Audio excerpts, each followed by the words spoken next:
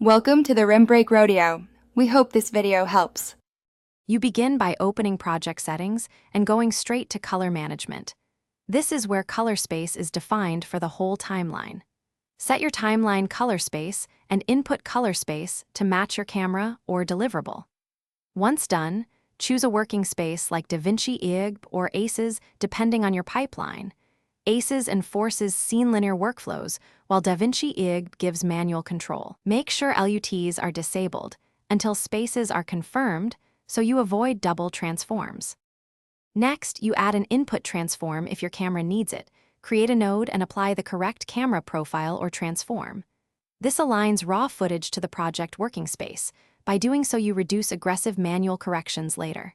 Then, build your grade using nodes and let color management handle linear-to-display conversion. Keep an eye on scopes: waveform for exposure, vector scope for color balance, histogram for distribution. If something looks off, revert the node and verify the chosen input transform.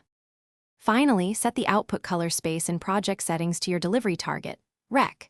709 for web, P3 or Rec. 2020 for wide gamut deliverables, and go to the deliver page to render. Use presets that match your chosen output color space so Resolve applies proper display transforms. Once rendered, compare with scopes and a reference monitor.